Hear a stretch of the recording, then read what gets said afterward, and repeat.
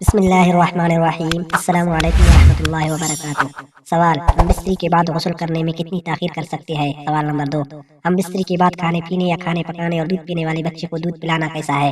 جواب: کم علمی کی وجہ سے لوگ جنبی حالت میں خود کو، اپنے کپڑوں کو، اپنے بستر کو ناپاک سمجھتے ہیں اور کھانے کو، کام کاج کو ہاتھ نہیں لگاتے جب تک کہ غسل نہ کر لیں، اور خواتین بھی بچوں وغیرہ کو دودھ پلانا، کھانے کو ہاتھ لگانا گناہ سمجھتی ہے، یہ سوچ کر کہ وہ ناپاک ہے، اور کچھ عورتیں سمجھتی کہ غسل کے بنا آٹا گوندنے سے بے برکتی ہوگی، حالانکہ شریعت محمدی اس جہالت کا رد کرتی ہے، اور اس سلسلے میں اللہ کے پیارے نبی حضرت محمد صلی اللہ علیہ وسلم کی بہت سی صحیح اور مستند حدیث مبارکہ موجود ہے۔ ہم بستری کرنے کے بعد مرد یا عورت کے لیے صرف نماز، طواف اور مسجد میں ٹہرنا حرام ہے، اور اس کے علاوہ باقی تمام کام کرنے جائز ہے۔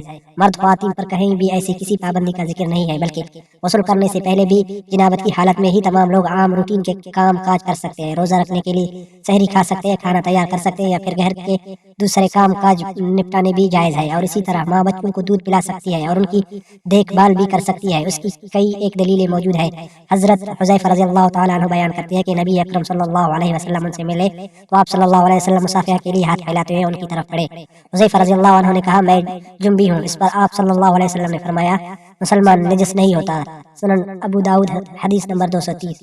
اسی طرح بخاری شریف کی حدیث نمبر 283 ہے، جس میں حضرت ابو ہریرہ رضی اللہ عنہ فرماتے ہیں کہ ایک دفعہ میں حالت جنابت میں ہونے کی وجہ سے حضور صلی اللہ علیہ وسلم کے سامنے ہونے کے باوجود بھی ان سے نہ ملا، جس پر حضور اکرم صلی اللہ علیہ وسلم نے فرمایا کہ مسلمان ہرگز ناپاک نہیں ہوتا۔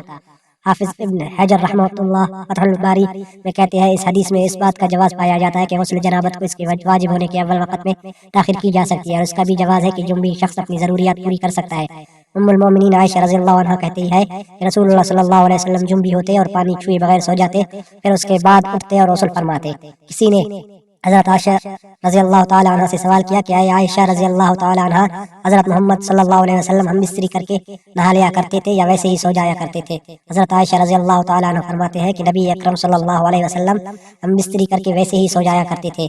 جب مؤذن رسول اللہ صلی اللہ علیہ وسلم فجر کی اذان دینے کے لیے آتا تھا تو حضرت محمد صلی اللہ علیہ وسلم غسل کر کے جسم کو خشک کیے بغیر ہی مسجد میں تشریف لے جاتے اور نماز فجر کی جماعت کرواتے، اور میں گھر میں آپ صلی اللہ علیہ وسلم کی آواز سنتی رہتی تھی۔ پھر آپ صلی اللہ علیہ وسلم روزہ رکھ لیتے تھے۔ کسی نے حضرت عامر رضی اللہ تعالیٰ عنہ سے پوچھا کہ کیا یہ روزوں کے مہینے میں ہی ایسا ہوتا تھا یا عام معمول میں بھی یہی ہوا کرتا تھا؟ تو حضرت عامر رضی اللہ تعالیٰ عنہ نے فرمایا کہ روزوں کے علاوہ بھی ایسا ہوا کرتا تھا۔ حضرت عائشہ رضی اللہ تعالی عنہ سے مروی ہے کہ آپ صلی اللہ علیہ وسلم ہم بستری کرنے کے بعد جب جنابت کی حالت میں ہوتے اور سونے کا ارادہ کرتے تو شرمگاہ کو دھو لیتے اور نماز کی طرح وضو کرتے۔ ناظرین گرامی، ہم بستری کے بعد افضل یہی ہے کہ آدمی جلدی غسل کر کے پاک صاف ہو جائے، لیکن اگر نماز کے وقت تک غسل کو مؤخر کر دے تو گناہ گار نہیں ہوگا۔ البتہ فجر تک غسل مؤخر کرنے کی صورت میں اگر ہم بستری کے بعد سونا ہو تو بہتر یہ ہے کہ آدمی استنجا اور وضو کر لے، پھر سو جائے اور پھر بیدار ہو کر غسل کر لے۔ چنانچہ مشکوہ شریف کی روایت میں ہے، حضرت عمر فاروق رضی اللہ تعالیٰ عنہ سے سرکار دو عالم صلی اللہ علیہ وسلم سے عرض کیا کہ مجھے رات کو جنابت لاحق ہوتی ہے، یعنی احتلام یا جماع سے غسل واجب ہوتا ہے۔ آپ صلی اللہ علیہ وسلم نے فرمایا کہ اسی وقت وضو کر کے عضو کو دھو کر سو جایا کرو۔ بظاہر حق میں ہے یہ وضو کرنا جنبی کے سونے کے لیے طہارت ہے، یعنی جنبی وضو کر کے سویا تو گویا وہ پاک سویا۔ لہٰذا اس حدیث سے معلوم ہوا کہ جسے رات کو احتلام ہو جائے یا جماع سے فراغت ہو اور اس کے بعد سونے کا ارادہ ہو یا بوجہ کسی ضرورت غسل جنابت میں تاخیر کا خیال ہو تو ایسی شکل میں جنبی کا وضو کر لینا سنت ہے۔ اتنی بات اور سمجھ لیجئے کہ حدیث سے تو یہ معلوم ہوتا ہے کہ صورت مذکورہ میں وضو کیا جائے، اس کے بعد عضو تناسل کو دھویا جائے، حالانکہ ایسا نہیں ہے، بلکہ صحیح مسئلہ یہ ہے کہ پہلا عضو تناسل کو دھونا چاہیے، اس کے بعد وضو کرنا چاہیے۔ اس شکل میں حدیث کی مذکورہ ترتیب کے بارے میں کہا جائے گا کہ یہاں وضو کرنا اس لیے مقدم کر کے ذکر کیا گیا ہے کہ وضو کا احترام اور اس کی تعظیم کا اظہار پیش نظر تھا۔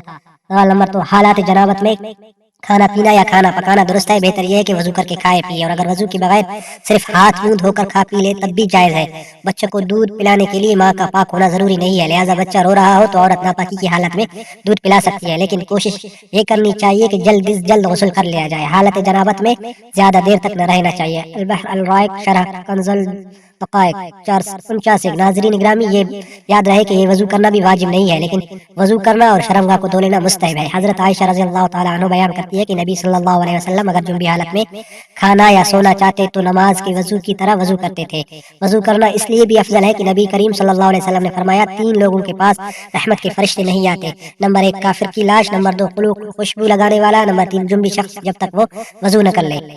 हज़रत अब्दुल्लाह इब्न मसऊद रज़ी अल्लाह अन्हु फरमाते हैं, मैंने रसूलुल्लाह सल्लल्लाहु अलैहि वसल्लम से पूछा, अल्लाह के रसूल, कौन सा अमल सबसे अफजल है?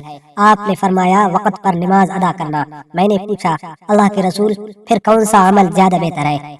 आपने फरमाया, माँ बाप के साथ हुस्न सलूक करना। मैंने पूछा, अल्लाह के रसूल, फिर कौन सा अमल? आपने फरमाया, अल्लाह की राह में जिहाद करना। फिर रसूलुल्लाह सल्लल्लाहु अलैहि वसल्लम खामोश हो गए। हालांकि अगर मैं ज्यादा पूछता तो आप ज्यादा बताते। रसूलुल्लाह सल्लल्लाहु अलैहि वसल्लम ने फरमाया, अल्लाह के फैसले पर राजी होना इब्ने आदम की सआदत नेक बख्ती है, अल्लाह से खैर तलब न करना इब्ने आदम की शकावत बदबख्ती है, और अल्लाह के फैसले पर नाराज होना इब्ने आदम की शकावत बदबख्ती है।